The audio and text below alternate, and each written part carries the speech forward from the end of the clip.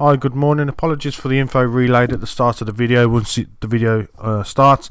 I'd also like to say sorry for some of the audio muffle later in this video. It was an experiment of which I found in editing means that I will no longer be doing this again. Although my voice sounds better, the audio of the mic ruffle does not. Please enjoy the video and I hope to see you in the next episode. Thank you.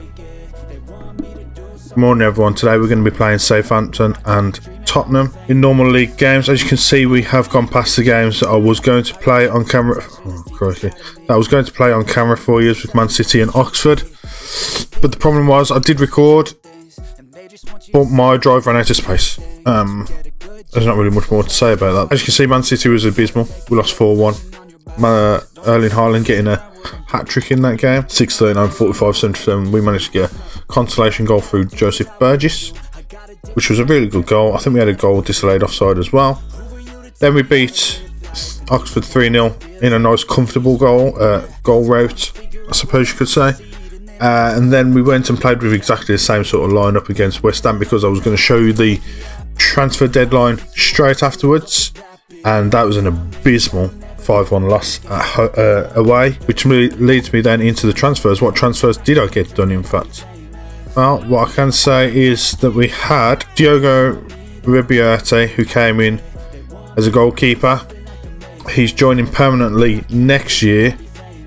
We are loaning him for the time being. As you can see there, it's down to 6.4 million, I believe. If we look at the contract, it says his mandatory future fee is 6.5 million. We're only paying £750 a week at the moment, which is fine by me.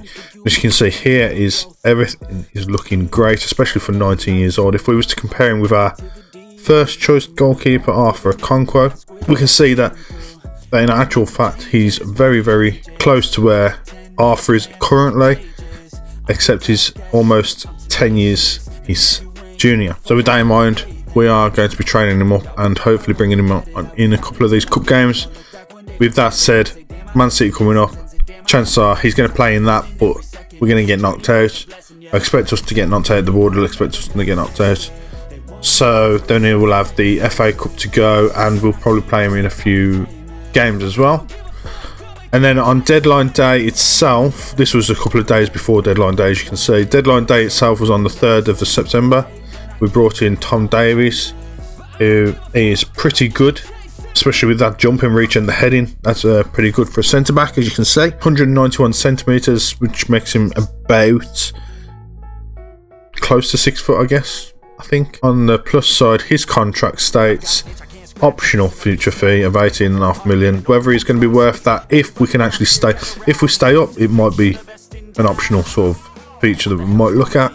But if we don't stay up, obviously, we're not going to have a chance to even look at that. As you can see, his ambition, personality is fairly ambitious as well, which is always good.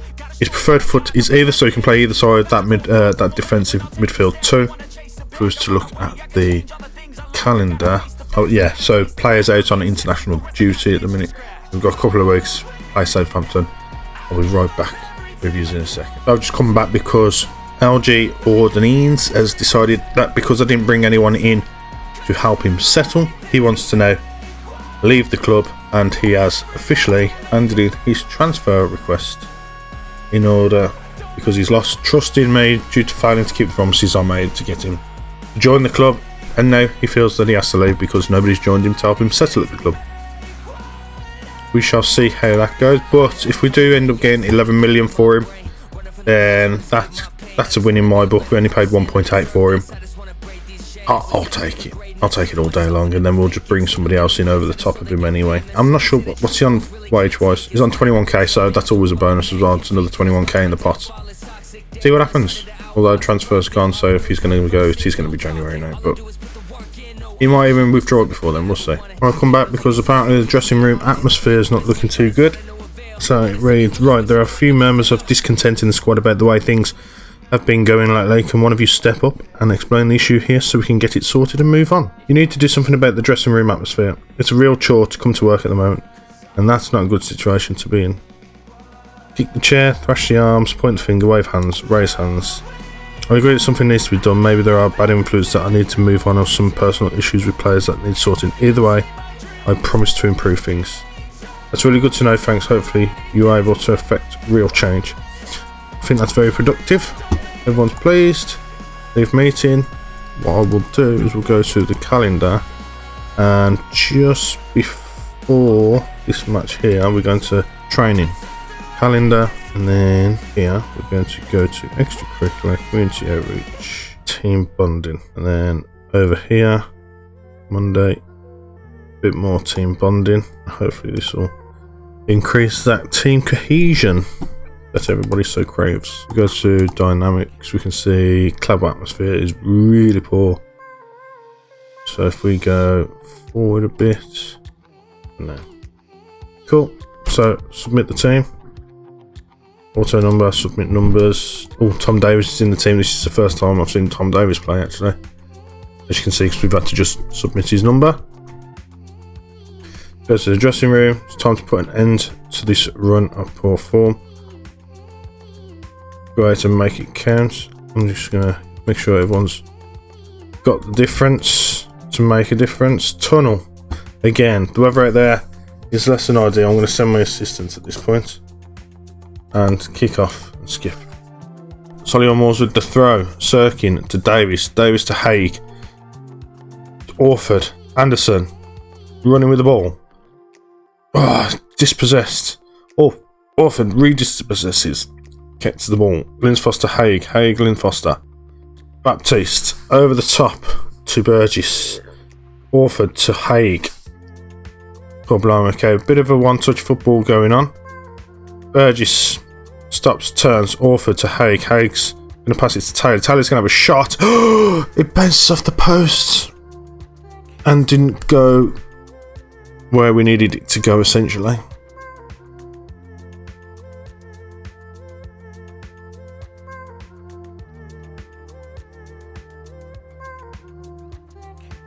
Ribeiro to Baptiste. Baptiste over the top then. Doesn't quite get to where it needs to be. Unfortunately, Smoldic. Okay, Smolkic. I can't pronounce that. I'm sorry. Cash. That one's easy to pronounce, and it is blocked, and it goes out for a corner. Pedro with the corner then,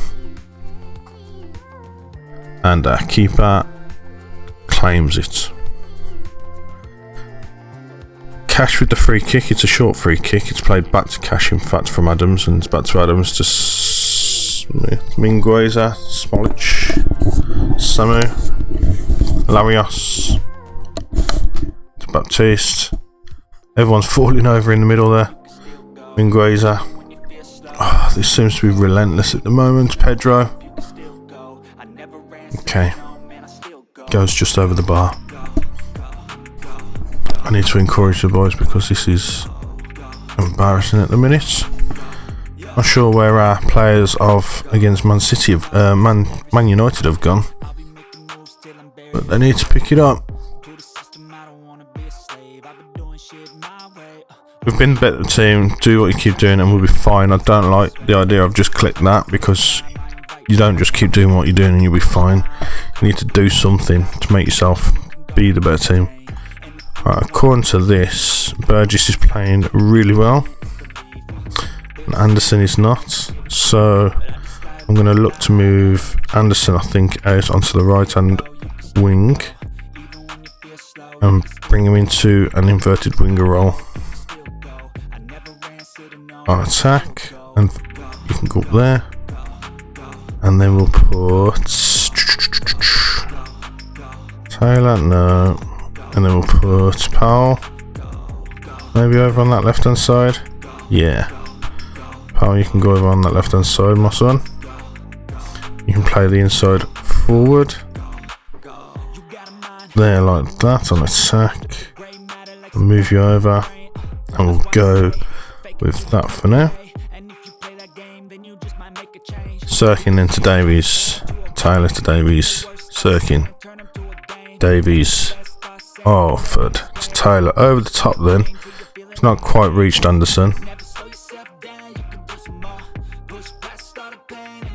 Their keeper boots it all the way down for us. Baptiste to Sirkin. Davies. Over the top then for Burgess to chase. Doesn't quite get onto it. Anderson's trying to chase it down a little bit. Stick. And keeper does really well to block that. Southampton with Pedro for the corner. Ooh, penalty. Damn. Not entirely sure what's happened at this point. Schick with the penalty. And he scores.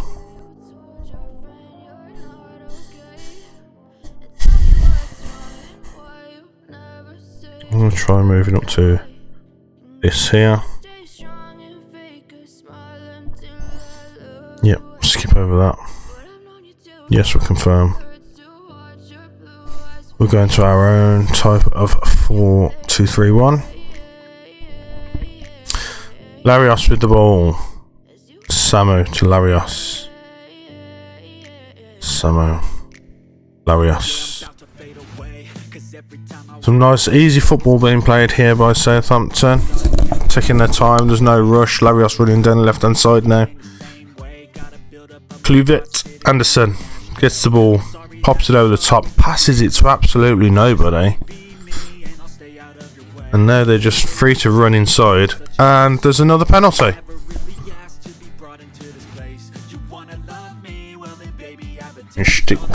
Schick sticks it in the same freaking place again. I don't know what's going on.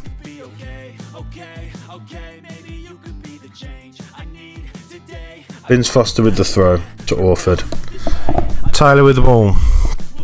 Baptiste out to Lynn Taylor and almost gets dispossessed pretty easy to be fair.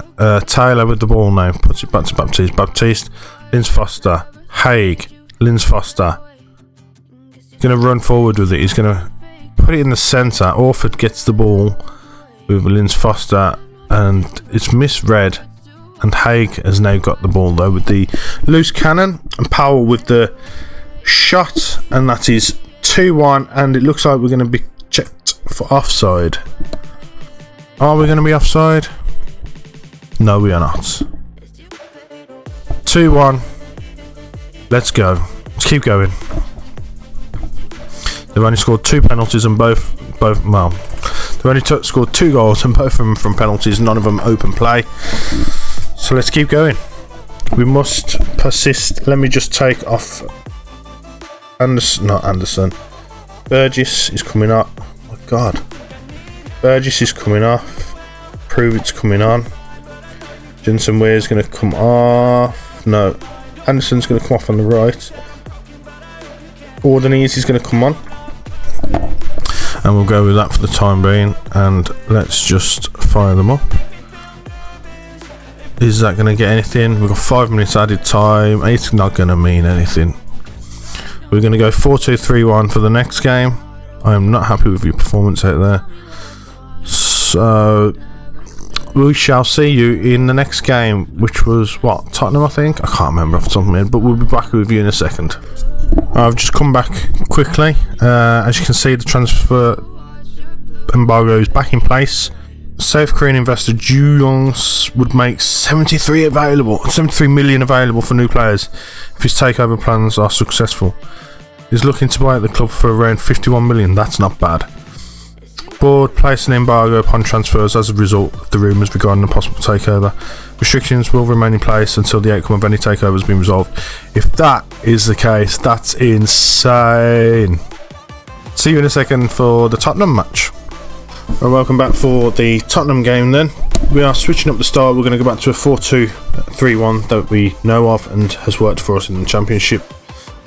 We've lost a lot of games recently, so it only makes sense to try and switch it up a little bit. The Okonkwo's come back into the goal then, with Sirkin on the left. Davies is going to drop into the right with McIntyre and Baptiste in the middle. Taylor and Orford in the middle, with Haig on the left, Powell in the middle, Pruvit on the right with Anderson up front. That gives Burgess a chance to find himself, and hopefully we can use him as an attacking outlet come later in the match with some fresh legs, as it were. Further to this, the board and the supporters are expecting us to lose this match. Not sure what the team cohesion is like at this point in time. Maybe I can check it afterwards. We shall see. I'm going to send assistant because I don't know why I keep getting the requests for tunnel talk. Sirkin with the ball then, and they managed to pull it out the air just so. Carnicetti for Tottenham then. Boots it down to Kane. Kulusevski and slots it home. Super easy. 1-0 Tottenham. Skip. McIntyre with some sort of free kick. Sirkin with the ball, passing it through to Powell. Powell puts it forward to Haig. Haig's running at the goal. Haig's going to take a shot. He's not. And it's somehow fumbled across the line. It looks like it's going to be there offside. I'm not sure if it's going to be because everybody was on the goal line. But the Tottenham players are certainly protesting against it. VAR's having a look at it. And goals disallowed. Fantastic. Corner then with Prove It to take. Swings in. We get a head to it. I don't think it matters. Haig with the ball is going to put it into Orford. Orford's going to have a shot. It's lifted just over. And it is definitely not offside this time. That's 1-1. That's a great comeback. I say great comeback. It took us about 20 minutes to get there, but it's okay. Who was that lifted it just over the keeper? I don't know who that was. Oh, it was one of the Tottenham's own players. It's fine. We don't need to worry about that. Either way, goal's a goal. Bissouma, Gueye, Gvardiol, Kane, still playing, probably at the age of 42 at this point. He has a shot, and that was a good save from Okonkwo. Hopefully, it's going to go into the break at 1-1. Kulusevski with the corner for Tottenham, and it is cleared somewhat. Bissouma then to Gueye. Justin, Romero, Gueye, Casadel, Mata, and they're saying a penalty again. How many penalties can be given, man? Come on. One of them's got to be like no penalty. 3 penalties in one episode so far. Kane to take. Conquo to step up, and I imagine if that was our other keeper in goal, he'd have probably gone that way and saved it. Because twice he went that way in the last game. He might not have scored it actually, to be fair, he might have still gone past him, but still. I like to think maybe he might have saved it. Going into the break then, Tottenham 2, Solihull 1. Point the finger, we're not going to win if we don't shoot. We've been really disappointing to watch. Let's get some motivation about us. Kulusevski with Tottenham for a corner then. In swinger. Gueye goes up for it. Doesn't quite get to it. We managed to move it out a little bit. Gvardiol to Kulusevski. And Kulusevski says screw this and takes a shot and puts it top bins over the keeper. And now it's 3-1 to Tottenham.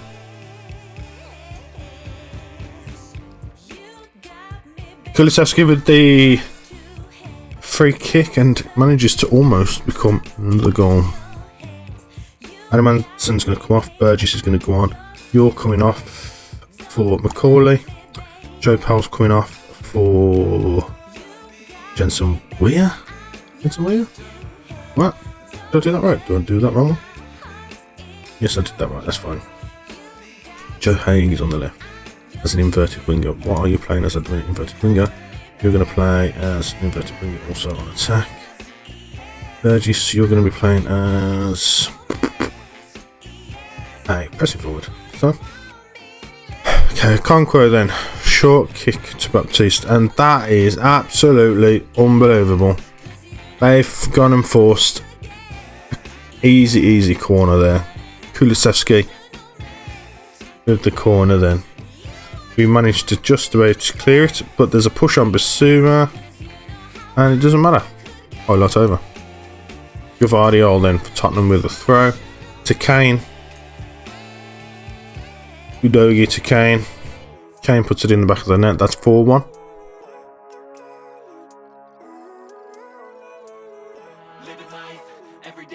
And that brings us up to full time with Tottenham 4, Solihull Moors 1. I don't like what I saw.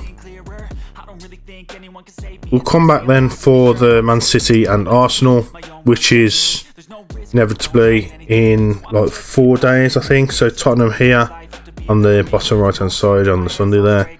As you can see, 1, 2, 3 days later we've got Man City in the Carabao Cup 3rd round. 3 days later after that we've got Arsenal. So I can only imagine the next 2 games we're probably going to lose as well. I look forward to you joining me as we lose together. But if you've enjoyed this episode, please drop a like, comment and subscribe, and we'll see you in the very next episode. Thank you very much for watching.